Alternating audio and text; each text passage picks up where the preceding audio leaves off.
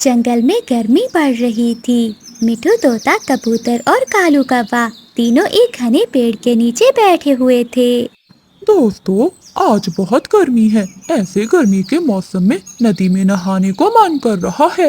हाँ कफे, मैं भी जाऊंगा। हाँ कबूतर यार, मैं भी जाऊंगा, मैं भी जाऊंगा। फिर वो तीनों दोस्त नदी के ठंडे ठंडे पानी से नहाने चले जाते हैं। कालू कौवा तो ऊंचे पेड़ पर बैठकर नदी में छलांगे लगा रहा था। वो सब बहुत एंजॉय कर रहे थे। मिठू तोता और कबूतर पेड़ से छलांग लगाने के लिए डर रहे थे। कोई नहीं कर सकता, मेरी तरह पेड़ से ऊंची छलांग कोई नहीं लगा सकता। कबूतर चलो हम भी छलांग लगाते हैं। मिठू ना भाई ना, मुझे तो बहुत डर लग रहा है। नदी में नहाने के बाद कालू कौवा अपने दोस्तों से कहता है।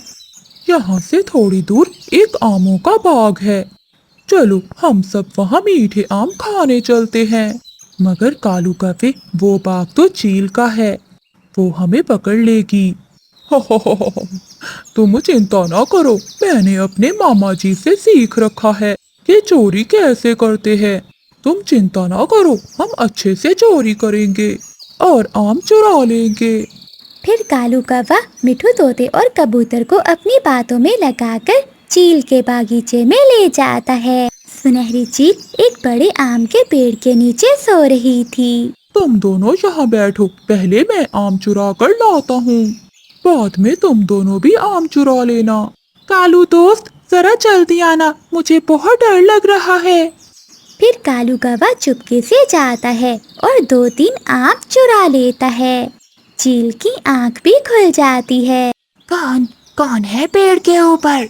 चील की आवाज सुनते ही वो तीनों दोस्त वहाँ से भाग जाते हैं। वो सारे दोस्त दूर जाकर रुकते हैं। बच गए, बच गए दोस्तों, हम बच गए। यार कफे, अब हमें एक एक आम दे दो।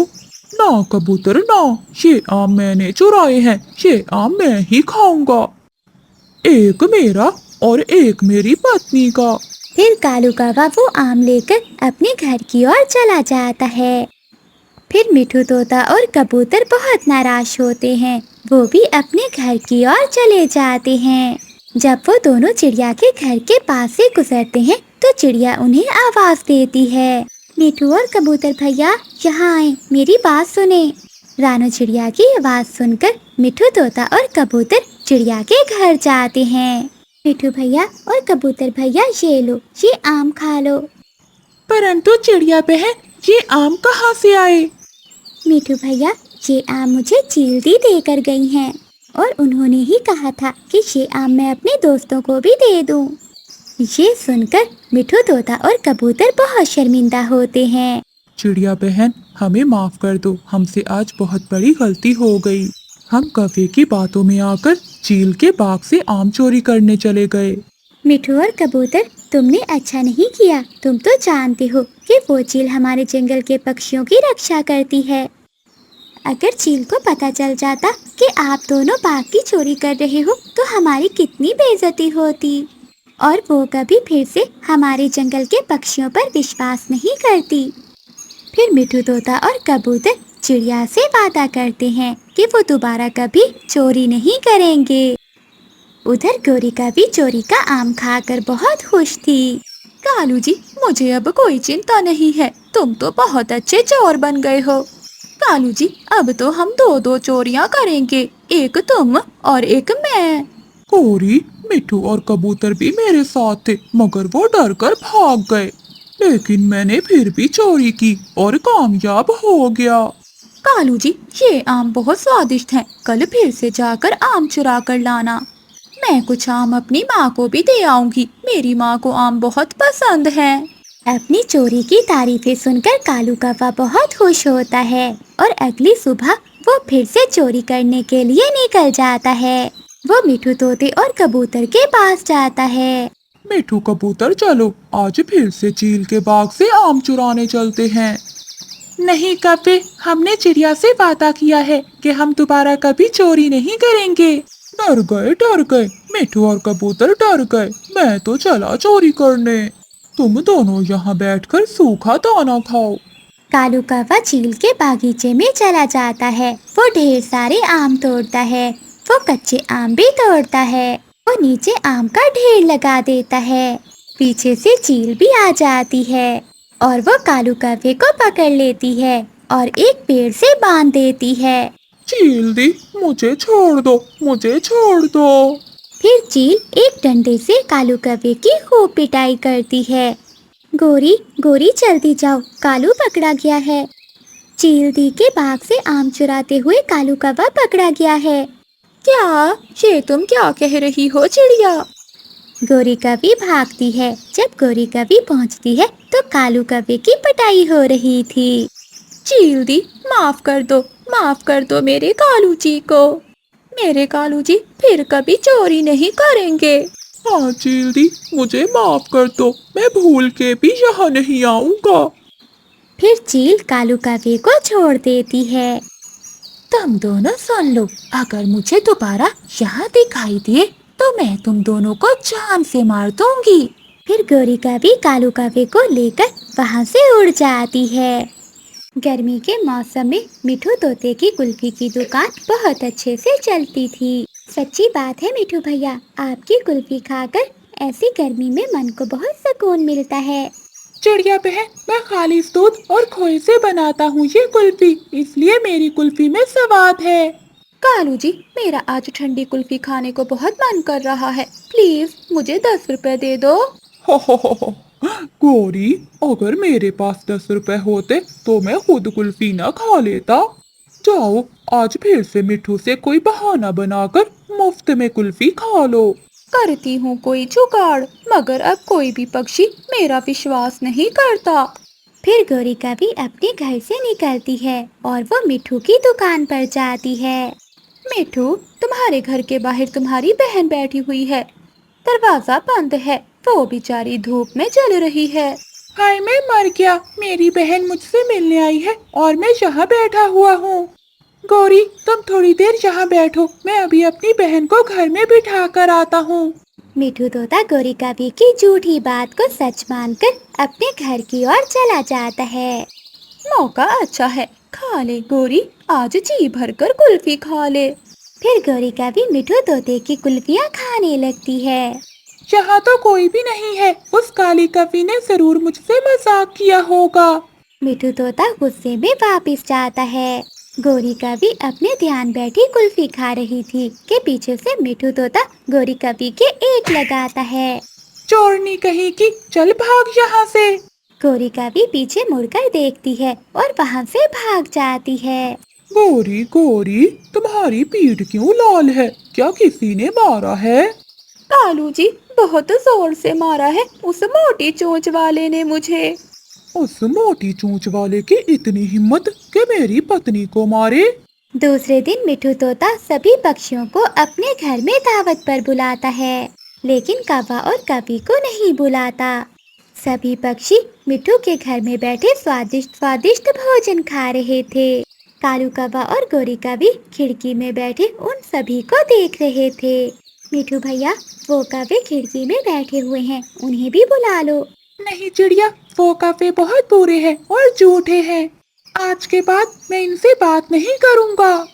कालू जी, इस मोटी चोंच वाले का अब कुछ न कुछ तो करना ही होगा। गौरी, तुम घर जाओ और मैं अभी आता हूँ। कालू कौवा सीधा अपने मामा जी के पास जाता है। मामा जी, मैं जंगल में कुल्फियाँ बेचने का काम करना चाहता हूँ।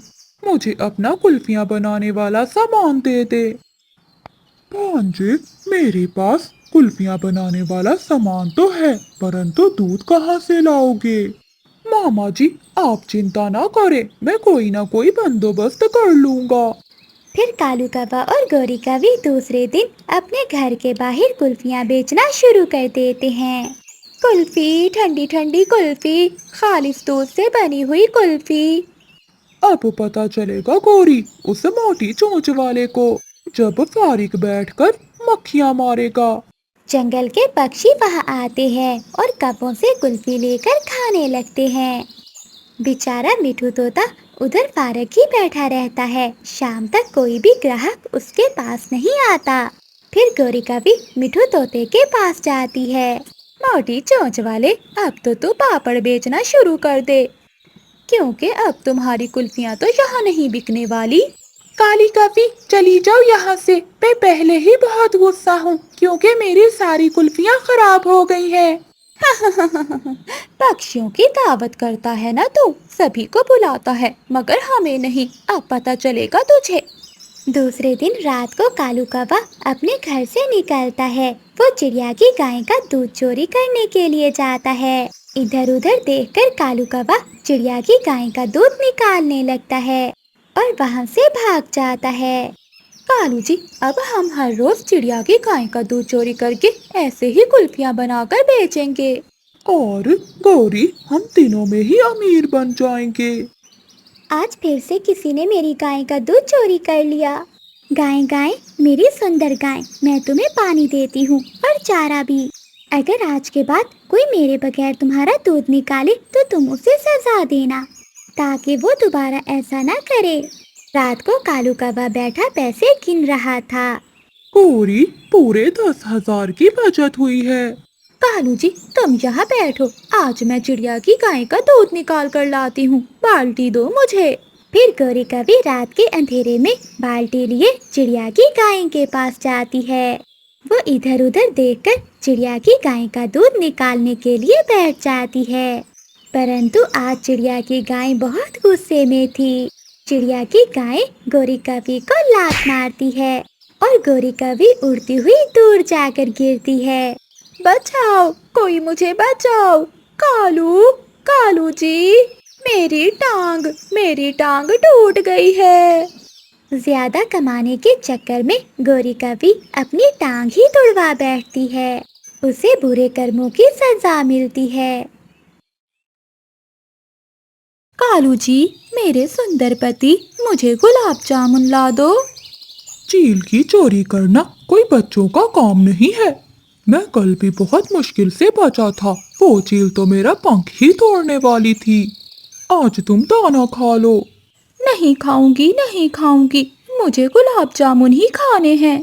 कालू कौवा जानता था कि उसकी पत्नी गौरी बहुत सीधी है, इसलिए कालू कौवा उड़ता है और पहाड़ों की ओर जाता है। चील अपनी मिठाई की दुकान पर बैठी हुई थी। कालू कौवा थोड़ी दूर पेड़ पर बैठ जाता है। कबूतर, मैं खालिस देसी घी से मिठाई बनाती हूँ, मेरी मिठाई बहुत स्वादिष्ट होती है। चील अपने ग्राहक से बातें कर रही थी। कालू कौवा पीछे से उड़ता है और एक गुलाब जामुन लेकर वहाँ से भाग जाता है। रुक काले कव्वे, आज फिर से मेरी मिठाई लेकर भाग गया। जिस दिन पकड़ा गया ना, पंख तोड़ दूंगी। कालू कौवा मिठाई लेकर अपने घर जाता है। गौरी, बहुत मुश्किल से चुरा कर लाया हूँ मैं ये गुलाब जामुन। तुम आज ये खा लो, मुझे दोबारा न कहना। सभी पक्षियों की तरह तुम भी दाना ही खाया करो। कालू जी, तुम्हें तो अच्छे से मालूम है कि मुझे दाना खाना पसंद नहीं है। फिर गौरी कभी कालू कौवे के सामने बैठकर मजे मजे से गुलाब जामुन खा लेती है। दूसरे दिन रानू चिड़िया गौरी कभी के दरवाजे पर दस्तक देती है। गौरी कभी दरवाजा खोलती है।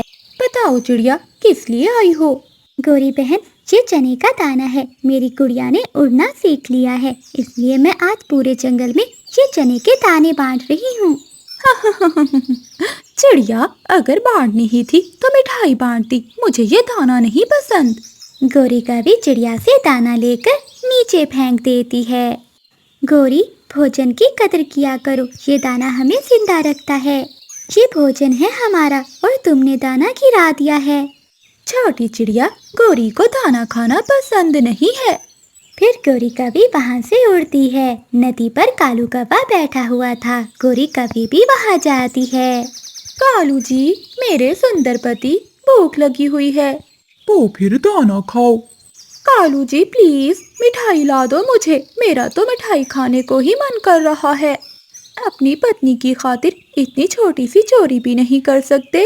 मुझे डर लगता है, जिस दिन मैं पकड़ा गया तो चील मुझे मार देगी। तुम कभी पकड़े नहीं जाओगे। और कालू जी सुन लो, अगर तुम मिठाई ना लेकर आए तो मैं अपने मायके चली जाऊंगी। कालू कौवा इस बात से बहुत डरता था। ये सुनते ही कालू कौवा वहाँ से उड़ता है।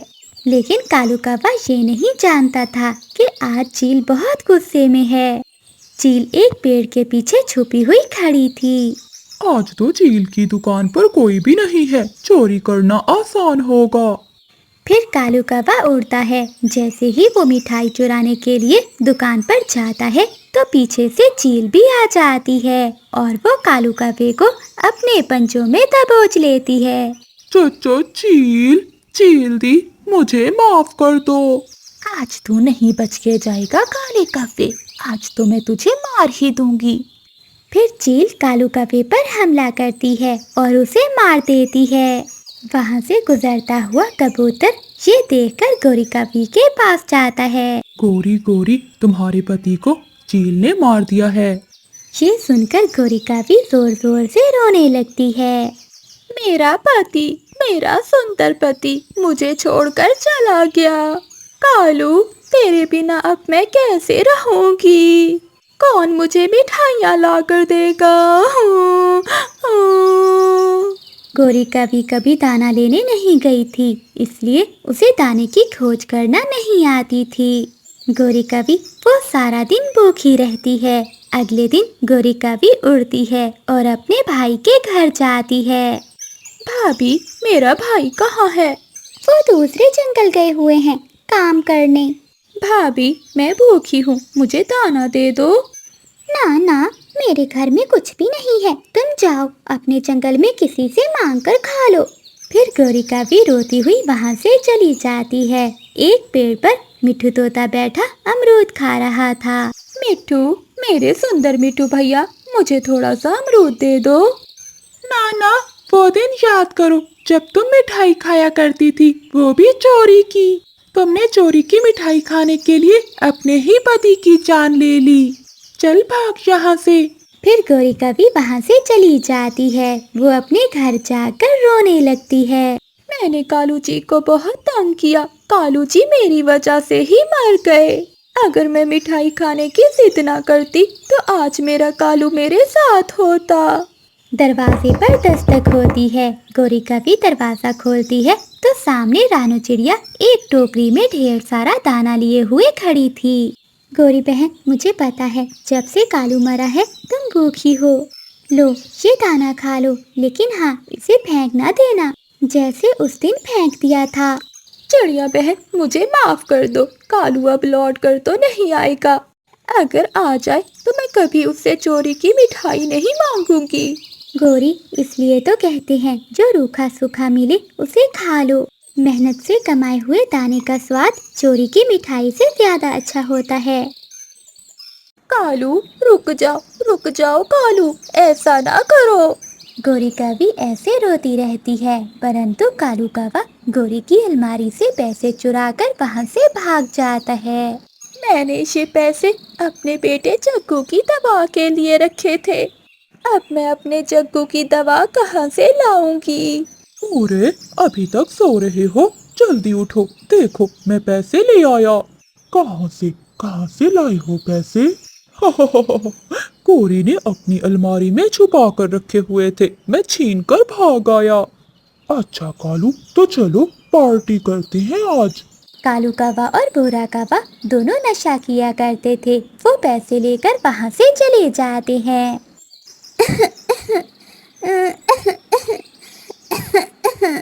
मम्मा, मुझे बहुत खांसी हो रही है। जग्गू बेटा, तू चिंता ना कर, मैं किसी से पैसे उधार लेकर तेरी दवा लेकर आती हूँ। कालू तो अब रात गई लौट कर आएगा। गोरी कौवी अपने बीमार बेटे को घोंसले में छोड़कर वहाँ से उड़ती है। वो रानू चिड़िया के घर जाती है। गोरी कौवी दरवाजे पर जोर जोर से दस्तक देती है, लेकिन घर पर कोई नहीं था, क्योंकि रानू चिड़िया तो अपने बच्चों के साथ नदी पर बैठी हुई थी। अब मैं कहाँ जाऊँ? कौन मुझ गरीब को दवा के लिए पैसे देगा? फिर गोरी कौवी वहाँ से उड़ती है और वो मिट्ठू तोते के पास जाती है। मिट्ठू भैया, मेरा बेटा मर जाएगा। कालू दवा के पैसे चुरा कर चला गया है। ना जाने अब वो कब आता है। तुम मुझे कुछ पैसे उधार दे दो ताकि मैं अपने जग्गू की दवा ले सकूं। गौरी बहन, सच कह रहा हूँ, इस समय तो मेरे पास 1 रुपया भी नहीं है। अगर मेरे पास पैसे होते तो मैं जरूर तुम्हारी मदद करता। अगर मेरे जग्गू को दवा ना मिली तो वो मर जाएगा। कालू, कालू वापिस आ जाओ। रोती हुई गौरी कावी वहाँ से घर की ओर जा रही थी कि तभी रास्ते में वो नदी पर रानू चिड़िया और उसके बच्चों को देखती है। वो सीधी वहाँ जाती है। चिड़िया बहन, मैं तुम्हारे घर गई थी मगर तुम घर पर नहीं थी। गौरी बहन, मैं इस समय बच्चों को लेकर धूप में बैठने आती हूँ। कालू मेरे जग्गू की दवा के पैसे चुरा कर भाग गया। चिड़िया बहन, मेरे जग्गू का खांस खांस कर बहुत बुरा हाल है और बहुत तेज बुखार है। मेरे जग्गू को दवा ले दो। गौरी बहन, चिंता ना करो, ऐसा करो तुम जग्गू के पास जाओ और मैं दवा लेकर आती हूँ। फिर गौरी कावी अपने घर चली जाती है और रानू चिड़िया भी बुलबुल से दवा लेने चली जाती है। रानू चिड़िया गौरी के बेटे जग्गू की दवा लेती है और वापस चली जाती है। रास्ते में जाते हुए रानू चिड़िया को पहाड़ों के पास कालू कौवा और भूरा कौवा बैठे हुए दिखाई देते हैं। चिड़िया वहाँ जाती है। कालू, शर्म करो, तुम यहाँ अपने आवारा दोस्त के साथ बैठे हो और वहाँ तुम्हारा बेटा बुखार के कारण मर रहा है। तो मैं क्या करूं? 1-2 दिन में ये गंदी आदतें मैं छोड़ दूंगा और फिर सारी जिंदगी मैं गौरी और अपने बच्चे की सेवा करूंगा। तुम कभी नहीं सुधरोगे, बेशरम कौवे। अरे कालू यार, ये चिड़िया तो बहुत चूं चूं कर रही है। जा जा छोटी चिड़िया, यहाँ से चली जा वरना जान से मार दूंगा। फिर रानू चिड़िया वहाँ से चली जाती है। वो गौरी कवि के घर जाती है। फिर गौरी कवि अपने बेटे जग्गू को दवा देती है। मम्मा, अब मैं ठीक हूँ। दवा पीने से मुझे सांस आने लगी है। गौरी बहन, ये दवा 2 दिनों में खत्म करनी है। मैं दोबारा ला दूंगी ये दवा। चिड़िया बहन, तुम्हारा बहुत बहुत धन्यवाद। एक मेरा पति कालू है जिसे मेरी और मेरे बेटे की कोई चिंता नहीं है। फिर रानू चिड़िया वहाँ से चली जाती है। कितनी मजबूर है वो कावी, अपने परिवार को जोड़ने के लिए कितना संघर्ष करती है, मगर वो कालू कौवा जरा भी ध्यान नहीं रखता अपने परिवार का। रात को जब कालू कौवा घर आता है तो गौरी कवि उससे लड़ने की बजाय उसे खाना देती है। गौरी, दवा ले ली थी? हाँ कालू जी, चिड़िया ने मुझे दवा ला दी थी। जग्गू को दवा देकर सुला दिया है। गौरी, मुझे माफ कर दो, मैं 1-2 दिन में ये सारे बुरे काम छोड़ दूंगा। कालू जी, ऐसा कहते हुए तुम्हें पूरे 2 साल हो गए हैं। फिर कालू कौवा खाना खाता है और वो सभी सो जाते हैं। अगले दिन जब कालू कौवा उठता है तो वो देखता है गौरी कवि रो रही है। जग्गू, मेरा बेटा जग्गू। कालू जी, जग्गू नहीं रहा। ये सब तुम्हारी वजह से हुआ है। ना तुम मेरे जग्गू का ध्यान रखते थे, ना उसे कुछ ला कर देते थे। मैंने आज तक तुमसे कोई गिला नहीं किया, लेकिन इस बार मैं तुम्हें कभी माफ नहीं करूंगी। कालू कौवा भी रोने लगता है। जग्गू, मेरे बेटे जग्गू, उठो, मेरा बेटा मर गया। पक्षियों, मेरा बेटा मर गया। उन दोनों की आवाज पूरे जंगल में गूंज रही थी। सभी पक्षी उनके घर आते हैं और उन्हें हौसला देते हैं। अगले दिन गौरी कवि कालू कौवे से कहती है, कालू, अब मैं यहाँ और नहीं रह सकती। इस घर में मेरा दम घुटता है। मैं यहाँ से जा रही हूँ। गौरी कवि रोते हुए वहाँ से चली जाती है, परंतु कालू कौवा गौरी कवि को एक दफा भी नहीं रोकता। गौरी कवि अपनी माँ के पास चली जाती है।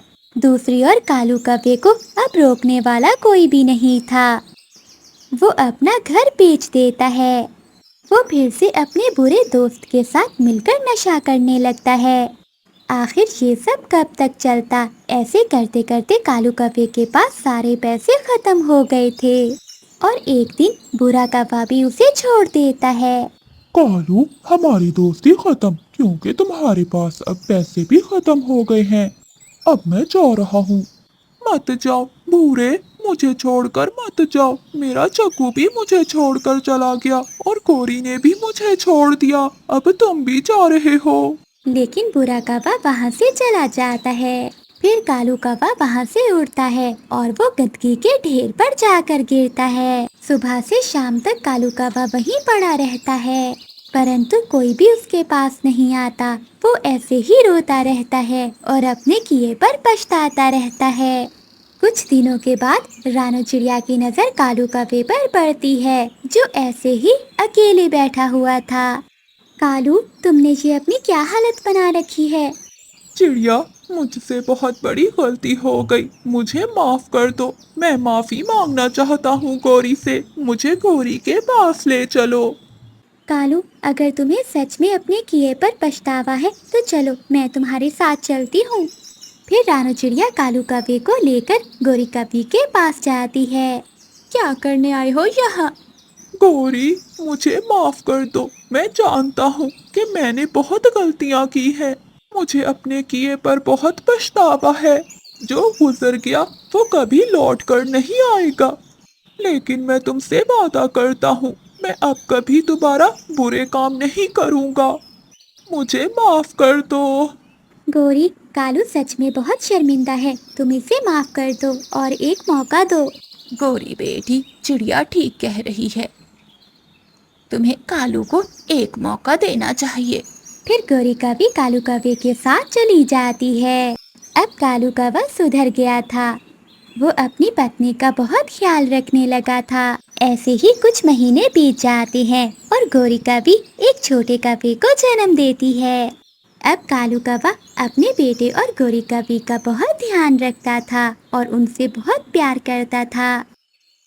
चिड़िया बहन, पहाड़ों के पास मैंने एक तरबूज की बेल देखी थी। उस बेल पर 2 तरबूज लगे हुए थे। चलो, आज हम वो तरबूज खाने चलते हैं। गोरी बहन, क्या वहाँ पर कोई खतरा तो नहीं है? नहीं, वहाँ पर कोई खतरा नहीं है। मैं पहले भी कई बार जा चुकी हूँ और हम यूं गए और यूं आए। फिर रानू चिड़िया गोरी कौवी की बात मान लेती है और वो गोरी कौवी के साथ पहाड़ों की ओर तरबूज खाने चली जाती है। फिर वो दोनों पहाड़ों पर पहुंच जाते हैं। गोरी कौवी रानू चिड़िया को तरबूज की बेल के पास ले जाती है। बेल पर सिर्फ एक ही तरबूज लगा हुआ था। गोरी बहन, यहाँ तो एक ही तरबूज है। हाँ चिड़िया, हो सकता है कि कोई दूसरा पक्षी तरबूज तोड़कर ले गया हो। अब ये तरबूज मैं ही खाऊंगी। नहीं गोरी, हम ये तरबूज आधा आधा ही खाएंगे। चिड़िया, ये तरबूज मैंने देखा था, इसलिए मैं ही खाऊंगी। अगर मेरे साथ ऐसा ही करना था तो मुझे अपने साथ क्यों लेकर आई? अब ये तरबूज आधा मेरा और आधा तुम्हारा है। गोरी कौवी वो तरबूज खुद ही खाना चाहती थी, इसलिए वो रानू चिड़िया से झूठ बोलती है। ठीक है चिड़िया, हम ये तरबूज तोड़कर नदी के पास ले जाते हैं और फिर वहाँ चाकू से काटकर आधा आधा खाएंगे। रानू चिड़िया मान जाती है। फिर गोरी कौवी वो तरबूज तोड़ लेती है और वो वहाँ से उड़ जाती हैं। रास्ते में जाते हुए गोरी कौवी को एक घर नजर आता है। गोरी कौवी वहाँ रुकती है और रानू चिड़िया से कहती है, चिड़िया चिड़िया, वो देखो, सामने घर का दरवाजा खुला है। तुम जाकर उस घर से चाकू लेकर आओ, फिर हम ये तरबूज आधा आधा करके खाएंगी। रानू चिड़िया गोरी कौवी की बात मानकर उस घर में चली जाती है। घर में कोई भी नहीं था।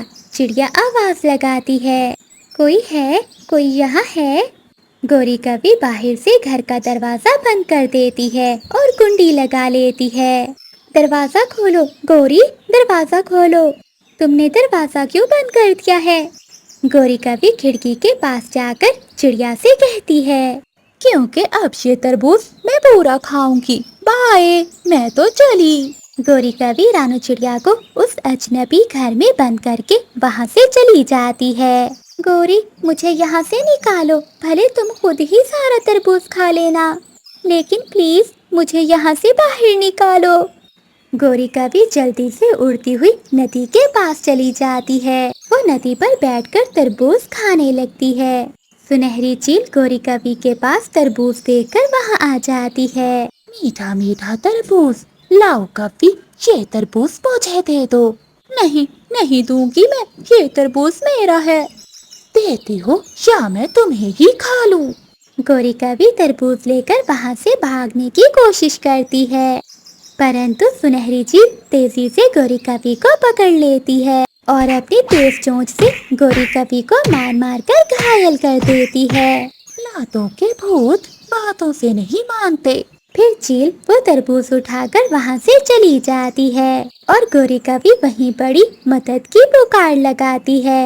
मेरा पंख टूट गया है, कोई मेरी मदद करे, कोई मेरी मदद करे। वहाँ कोई भी नहीं था जो गोरिका की मदद करता। उधर से रानू चिड़िया खिड़की से आते जाते पक्षियों को आवाजें दे रही थी। दूर से मिठू तोता गुजरता है, चिड़िया तोते को आवाज लगाती है, मिठू मिठू भैया मेरी मदद करो। मिठू तोता चिड़िया की आवाज सुनकर वहाँ आता है। चिड़िया बहन, क्या हुआ? क्या तुम मुश्किल में हो? मिठू भैया, वो काली कवि मुझे यहाँ बंद करके भाग गई, प्लीज बाहर से दरवाजे की कुंडी खोलो। फिर मिठू तोता जल्दी से दरवाजा खोल देता है और रानू चिड़िया बाहर आती है। चिड़िया बहन, ऐसे दोस्तों से हमेशा बचकर ही रहते हैं। मिठू भैया, तुम्हारा बहुत बहुत धन्यवाद मेरी मदद करने के लिए। मैं आइंदा से ऐसे दोस्तों से दूर ही रहूंगी। रानू चिड़िया सुख का सांस लेती है और वहाँ से उड़ जाती है। जब रानू चिड़िया नदी के पास से गुजरती है तो वो गोरिका को घायल देखती है। चिड़िया गोरिका के पास जाती है। गोरी, क्या हुआ? तुम्हारा पंख तो टूट गया है। चिड़िया, वो चील मेरा तरबूज लेकर भाग गई और मुझे घायल कर दिया, मेरी मदद करो। फिर रानू चिड़िया वहाँ से उड़ती है और वो कालू कौवे के पास जाती है। कालू कौवा अपने घोंसले में सोया हुआ था। कालू उठो, तुम्हारी पत्नी को चील ने घायल कर दिया है। ये सुनते ही कालू कौवा घबराते हुए उठ जाता है। कहाँ है मेरी पत्नी? कहाँ है?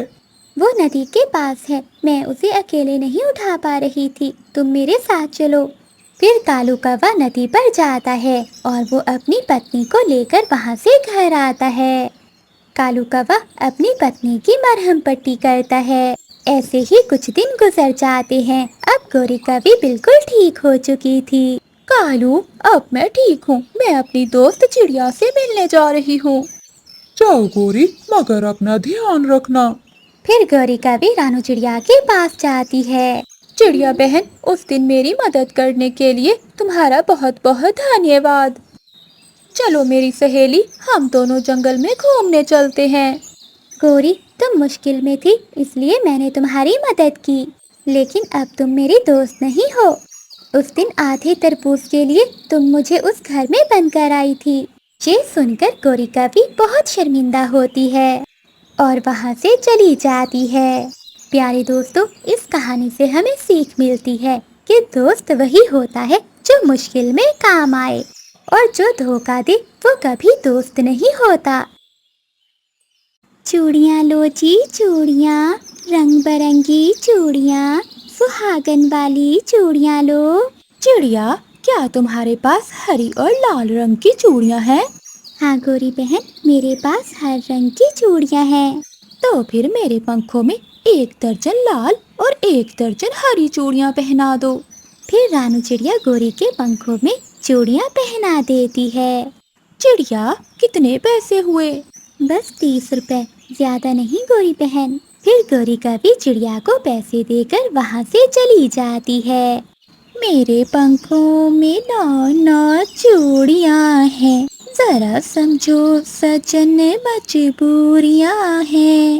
गोरिका भी ऐसे गाने गाते हुए जा रही थी कि सामने से आता हुआ मिठू तोता, जो दूसरी तरफ मुंह किए हुए था, वो गोरिका भी से टकरा जाता है। गोरिका भी नीचे पेड़ पर गिर जाती है और उसकी सारी चूड़ियाँ टूट जाती हैं। सॉरी सॉरी कवि, मेरा ध्यान दूसरी तरफ था। सॉरी के बच्चे, तुम्हारी वजह से मेरी सारी चूड़ियाँ टूट गईं। तुम्हारी इतनी सी सॉरी से क्या तुम्हारी जान छूट जाएगी? मुझे अभी नई चूड़ियाँ लेकर दो।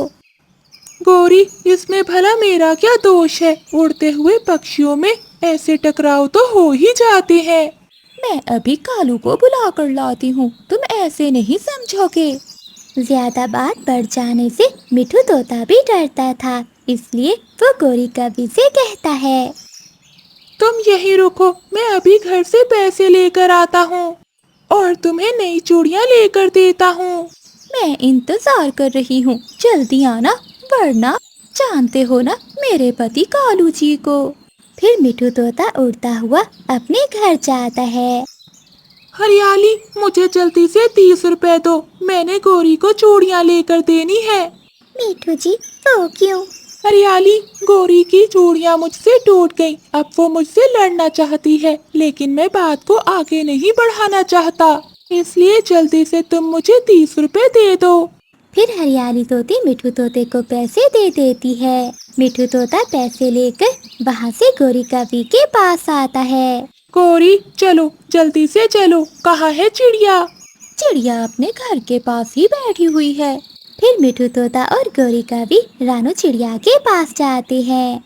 चिड़िया, इस मोटी चोंच वाले ने मेरे साथ एक्सीडेंट करके मेरी सारी चूड़ियाँ तोड़ दी हैं। अब मुझे जल्दी से नई चूड़ियाँ पहना दो। परंतु गोरी, पैसे कौन देगा? यही मोटी चोंच वाला देगा, और कौन देगा भला? हाँ चिड़िया बहन, जितनी चूड़ियाँ तुमने पहले इसे पहनाई थी उतनी चूड़ियाँ अब भी पहना दो। फिर रानू चिड़िया गोरी कवि को फिर से चूड़ियाँ पहना देती है। अब दे देना पैसे। फिर गोरी कवि वहाँ से चली जाती है। मिठू भैया, आपने ये बहुत अच्छा किया जो आप इसे मेरे पास ले आए, वरना ये कवि तो हर समय लड़ने के लिए तैयार रहते हैं।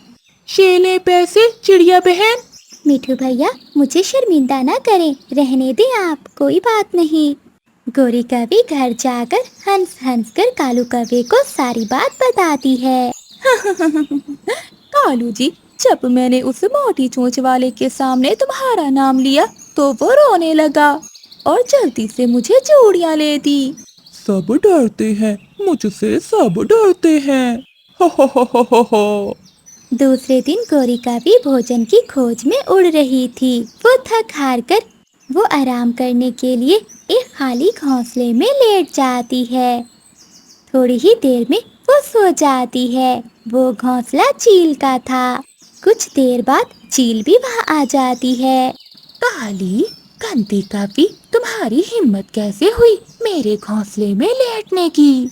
मैं छोड़ूंगी नहीं तुम्हें। चाचा चील दी, मुझे माफ कर दो, मुझे लगा कि ये घोंसला किसी मैना का होगा।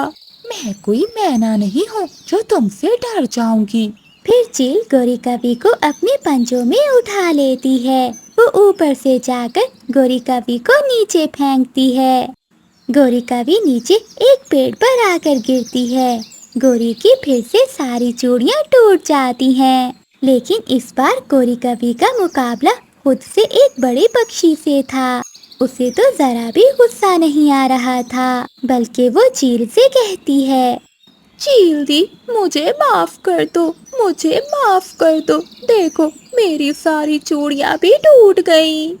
अभी तो तुम्हारी चूड़ियाँ ही टूटी हैं, अगर फिर से यहाँ दिखाई दी तो तुम्हारी गर्दन भी तोड़ दूंगी। फिर गोरी कवि वहाँ से भाग जाती है। गौरी बेटी, मेरी तबीयत बहुत खराब है, तुम जाओ चिड़िया को बुला कर लाओ। माँ, तुम चिंता ना करो, मैं अभी चिड़िया को बुला कर लाती हूँ। गोरी कवि वहाँ से उड़ती है। वो चिड़िया के घर जाती है। चिड़िया, मेरी माँ बहुत बीमार है और वो तुम्हें बुला रही है, जल्दी से मेरे साथ चलो। फिर रानू चिड़िया गोरी कवि के साथ गोरी कवि की माँ के पास जाती है। चिड़िया बेटी, ये नक्शा तुम अपने पास रखो, मुझे तुम पर पूरा विश्वास है कि ये काम तुम्हारे सिवा कोई भी नहीं कर सकता। अब तुम्हें ही जंगल के पक्षियों की जान बचाने के लिए कुछ करना होगा। ये काम गौरी अकेले नहीं कर पाएगी, तुम्हें उसके साथ जाना होगा। माँ जी, आप चिंता ना करें, मैं जाऊंगी। मैं अपने जंगल के पक्षियों को भूखा नहीं मरने दूंगी। मैं इस नक्शे को लेकर भोजन की खोज में जरूर जाऊंगी। चिड़िया, तुम अकेली नहीं हो, मैं भी तुम्हारे साथ चलूंगी और भोजन की खोज में तुम्हारी मदद करूंगी। गोरी बहन, आपके साथ आने से मेरा हौसला और भी बढ़ जाएगा। फिर रानू चिड़िया और गोरी कवि वो नक्शा लेकर वहाँ से निकल जाती हैं। वो दोनों एक पेड़ की डाल पर बैठती हैं। चिड़िया, ये नक्शा अब हमें पूर्व की ओर जाने का बता रहा है। गोरी बहन, इस नक्शे पर ये लाल रंग का निशान कौन सा है? हो सकता है यहाँ पर खतरा हो, हमें सावधानी से जाना होगा। वो दोनों फिर से उड़ती हैं। उड़ते उड़ते उन्हें रात हो जाती है। रानू चिड़िया और गोरी कवि एक पेड़ के नीचे बैठ जाती हैं। गोरी, ये तो नक्शे का वही हिस्सा है जो लाल रंग का था। यहाँ पर बहुत खतरा हो सकता है। चिड़िया बहन, मेरे तो दिल की धड़कन तेज हो रही है। फिर उन्हें किसी के आने की आवाज सुनाई देती है। रानू चिड़िया और गोरी कवि झाड़ियों के पीछे छुप जाती हैं। दोस्त, अगर कोई पक्षी रास्ता भूलकर यहाँ आ गया तो हम उसे पकड़कर चील को दे देंगे। ये सुनकर गोरी कवि तो अपनी आंखें बंद कर लेती है और सांस रोक लेती है। हाँ यार उल्लू, अगर कोई पक्षी ये जंगल पार करके दूसरे जंगल पहुँच गया तो वो भोजन के खजाने तक पहुँच जाएगा। हम यहाँ से किसी को भी आगे नहीं जाने देंगे। वो खजाना हमारा है और हमारा ही रहेगा। रानू चिड़िया उल्लुओं की बातें सुन रही थी। वो दोनों सारी रात झाड़ियों में छुपकर ही गुजारती हैं। अगली सुबह हो जाती है। उल्लू चले जाते हैं। रानू चिड़िया और गोरी कवि भी अपना नक्शा लेकर वहाँ से जल्दी जल्दी उड़ जाती हैं। रानू चिड़िया और गोरी कवि उस खतरनाक जंगल से गुजर जाती हैं। वो दोनों एक नदी पर बैठकर फिर से खजाने के नक्शे को देखती हैं। गोरी बहन, ये हरे रंग के छोटे छोटे निशान हमें बता रहे हैं कि यहाँ दाना होगा। हाँ चिड़िया, हम भोजन से ज्यादा दूर नहीं है। हाँ गोरी बहन, हमें हिम्मत से काम लेना होगा। हाँ चिड़िया, मैं भी बहुत थक गई हूँ, लेकिन मैं अपने पक्षी दोस्तों की जान बचाने के लिए तुम्हारे साथ जरूर जाऊंगी। रानू चिड़िया और गोरी कवि एक बार फिर से उड़ती हैं। उनके सामने मकई और बाजरे के बड़े बड़े खेत थे। गोरी, हमने कर लिया, देखो हमने कर लिया, हम कामयाब हो गए। चिड़िया, आसमान पर बादल गरज रहे हैं, मुझे डर है कि अगर बारिश हो गई तो हम क्या करेंगे। गोरी कवि ने अभी ये बात की ही थी कि बारिश शुरू हो जाती है। रानू चिड़िया और गोरी कवि खुद को बारिश से बचाने के लिए इंसान के बनाए हुए एक छपरे के नीचे चली जाती हैं। गोरी बहन, अगर हम घर में होते तो मुझे ये बारिश बहुत अच्छी लगती, लेकिन अब तो मुझे इस बारिश से बहुत डर लग रहा है। माँ, मुझे भूख लगी है, मुझे दाना दे। कबूतर जी, खिड़की से देखें, क्या रानू चिड़िया और गोरी कवि दाना लेकर अभी तक आई हैं कि नहीं। लूसी, वो जरूर आएंगी। मुझे चिड़िया पर पूरा विश्वास है। वो अपने जंगल के पक्षियों को ऐसे भूखा नहीं मरने देगी। सबकी नजरें चिड़िया और गोरी कवि पर थीं। मिठू तोता भी अपने परिवार के साथ अपने घर में बैठा हुआ चिड़िया और गोरी कवि का इंतजार कर रहा था। मिठू जी, चिड़िया ठीक हो? मुझे चिड़िया की बहुत चिंता हो रही है। हरियाली, तुम चिंता न करो, उसने हमेशा मुश्किलों का सामना किया है। वो करेगी, वो अपने पक्षी दोस्तों के लिए जरूर करेगी। गोरी बहन, ये बारिश न जाने कब रुकेगी, हमें कुछ करना होगा। चिड़िया बहन, वो देखो सामने पीपल का पेड़ है। हम वहाँ से बड़े बड़े पीपल के पत्ते तोड़कर अपने लिए एक छाता बना लेते हैं, फिर हमें ऐसे ही बारिश में उड़ना होगा। वो दोनों पीपल के बड़े बड़े पत्तों को अपने ऊपर रखकर वहाँ से उड़ती हैं। वो दोनों भीग रही थीं, क्योंकि पीपल के पत्ते सही तरह से बारिश को नहीं रोक पा रहे थे। रानू चिड़िया और गोरी कवि ने भोजन से 2 बड़ी बड़ी बोरियां अच्छे से भर ली थीं। एक बोरी रानू चिड़िया उठाती है और दूसरी बोरी गोरी कवि। दिन दिन में रानू चिड़िया और गोरी कवि वो खतरनाक जंगल को पार करके आ जाती हैं। अब वो अपने जंगल से और अपने दोस्तों से थोड़ी ही दूर थीं। बारिश रुक जाती है। वो दोनों थोड़ी देर एक पेड़ पर बैठकर सांस लेती हैं। गोरी, सब बहुत खुश होंगे और सभी हमारा बेचैनी से इंतजार कर रहे होंगे।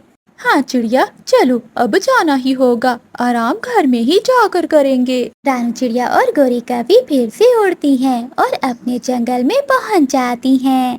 जंगल के सारे पक्षी बड़े पेड़ के नीचे बैठे हुए थे। रानू चिड़िया और गोरी कवि को देखकर वो सब बहुत खुश होते हैं। हमें पता था कि हमारी बहादुर दोस्तें हमारे लिए जरूर भोजन लेकर आएंगी। हमें गर्व है, हमें अपने दोस्तों पर गर्व है।